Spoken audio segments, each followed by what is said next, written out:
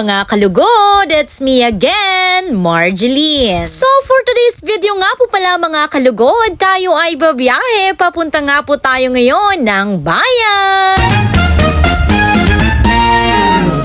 At dahil nga ngayong araw ay meron tayong parade for LNK 2026, kaya naman maaga nga tayong bumiyahe papunta ng bayan. And finally nga po ay nakarating nga po tayo dito ng maaga. Ay talaga namang 5 AM ay nandito na nga tayo sa Dome together with the SK officials. And of course, pagdating nga natin dito ay ibinigay na nga ito sa atin yung ating susuotin na uniform. At sa video nga po pala na ito ay nagsimula na nga po pala naming ihanda ang mga gagamitin namin para sa parade mamaya.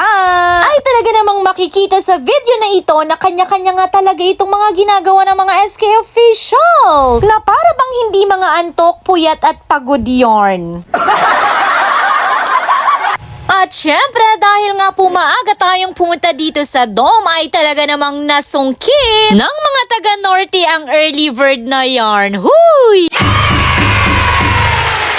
At syempre sa pagpapatuloy nga po ng video na ito ay talaga namang natutulala na lang talaga si Marco dito. At syempre dahil maaga nga tayong bumiyahe papunta ng bayan ay siguradong hindi nakapag-umagahan yan. Kaya naman pumunta muna kami dito para kumain nga talaga ng lugaw at nang sa ganon ay magkaroon nga talaga ng laman ang mga tiyan namin dito. And syempre after nga namin kumain ay it's about time para bumalik na nga kami doon sa Dome dahil nga po magsisimula na talaga ang parade. At pagbalik nga namin dito ay talaga namang nagpi-prepare na nga talaga itong mga kasamahan namin dahil nga po ay magsisimula na talaga itong parada ng LNK 2026.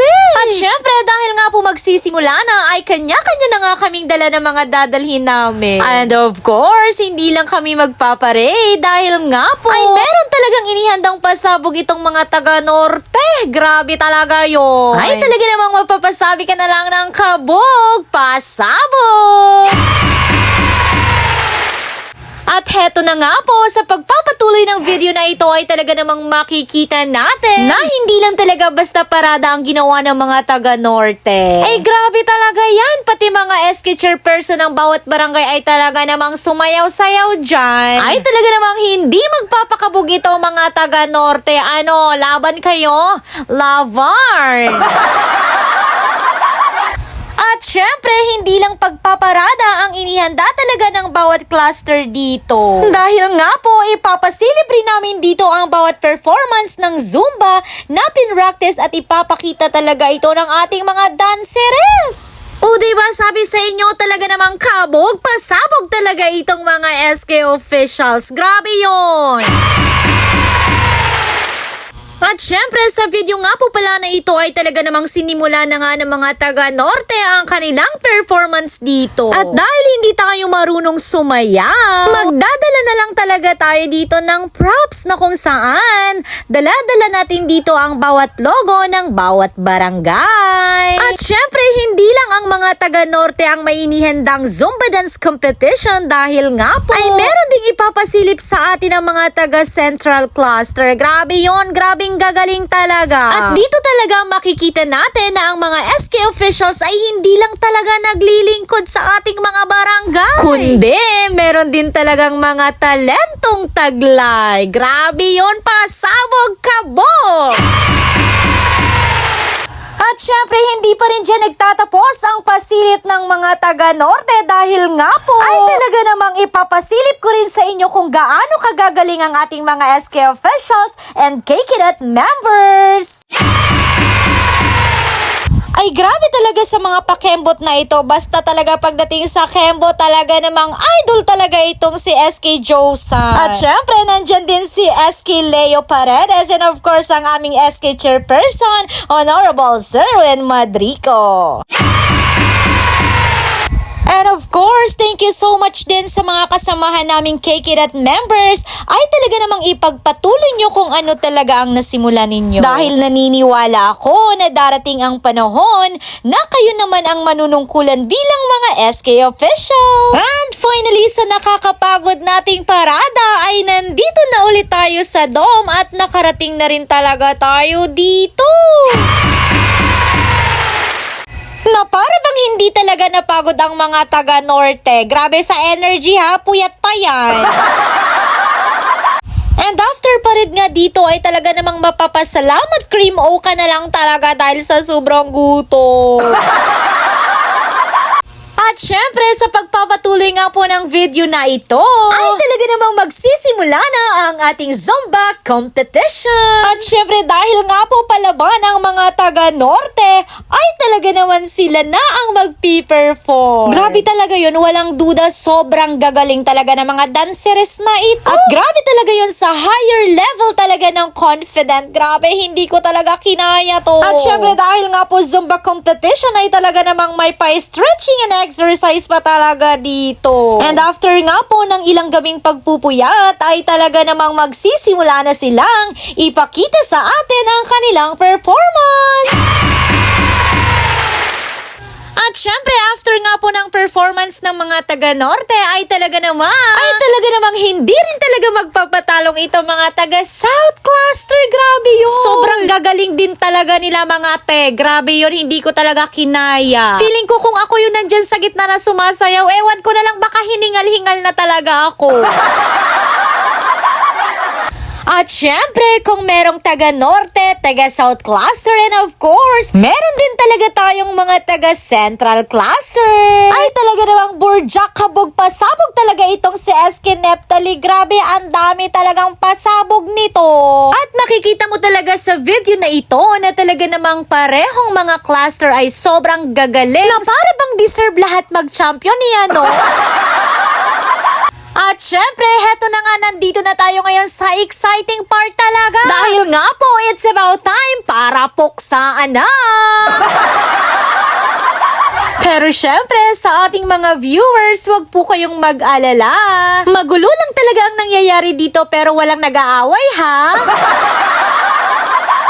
At dahil nga talaga sa showdown na ito ay talaga namang hindi ko kinaya itong patapon-tapon kay SK Neptali. Na para bang pakiramdam ko yung katawan ko yung maghiwa-hiwalay sa mga ginagawa nila dito. Grabe yun. Isang patunay talaga na bawat cluster ay talaga namang may talento at mga palaban talaga yan. Kaya sa mga nagsasabing hindi masaya maging SK officials, nagkakamali po kayo dahil nga po, bukod sa naglilingkod ang ating mga SK officials, ay talaga namang nag-e-enjoy talaga sila sa bawat ginagawa nila. At syempre, hindi lang yon dahil nga po, mas nakakabuo at nagkakaroon ng magandang pakikisama at pagkakaroon ng maraming mga kaibigan ang bawat kabataan.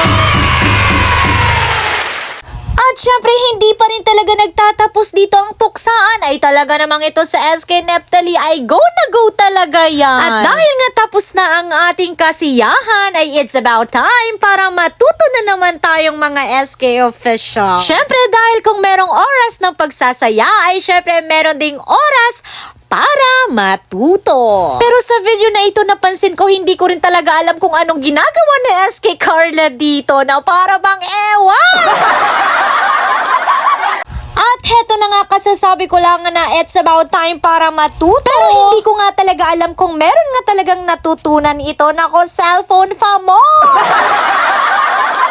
At sa pagpapatuloy nga po ng video na ito ay talaga namang puyat na puyat talaga itong si Marco. Naiintindihan talaga kita, Mako. Naiintindihan talaga kita dahil nga talagang puyat at pagod talaga yan. Kaya naman antok na antok yan. At syempre, meron ding iilan na kahit pagod at puyat ay talaga namang sinusubukan talagang makinig ng mga lesson na yan. Kaya sa aming speaker, maraming salamat po.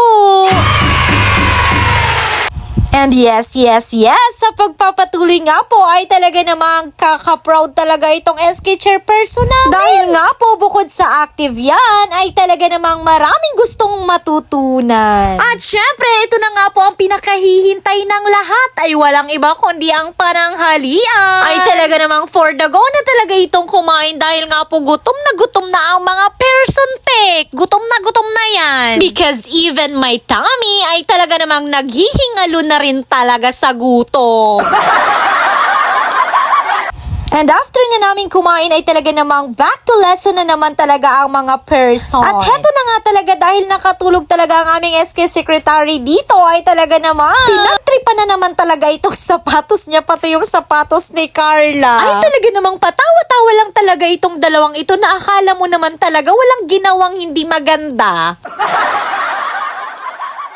At syempre, heto na nga tayo dahil nga po ang aming topic ngayon ay talaga namang masasabi kong para sa akin talaga ito. Syempre, dahil habang tumatanda na nga tayo ay kailangan na nga nating magtipid talaga. Hindi yung lustay dito, lustay doon, lustay everywhere. Kaya nga according to Sir GM, wala rin daw masama kapag minsan ay kuripot ka rin talaga. Kaya naman sobrang thankful talaga ako sa topic na ito dahil nga po, marami talaga akong natutunan dito. Praying and hoping na sana ay talaga namang maisabuhay natin ang natutunan natin ito, diba nga? Pero ewan ko lang kung may natutunan itong si SK Carla. Grabe yun, tulog na tulog talaga siya mga kalugod, oh. And syempre, before matapos ang ating mini vlog na ito, ay gusto ko rin talagang i-shoutout ang aming pinakamagaling na MC na walang iba kundi si Kuya Jem De La Torre. And of course, gusto ko rin pong i-shoutout si Ka Ilongga, SK Rosel Ladrillo. Dahil nga po, pinapanood daw po nila ang ating mini vlog talaga. And thank you so much sa ating mga solid viewers and reactors. Ay grabe talaga yun, sobrang nakakataba ng puso na para bang kinikilig talaga ako mga kalugo. Dahil nga po, every time na merong makakita sa atin at sinasabi nilang pinapanood talaga nila ang ating mga video, ay talaga namang hindi ko talaga maiwasang kiligin at sobrang saya talaga ng puso ko. Kaya naman, maraming salamat po. Dahil mas lalo ko pa talagang sisipagang gumawa ng mga mini vlog. Kaya naman, hanggang dito na lang muna ang ating mini vlog. Maraming salamat!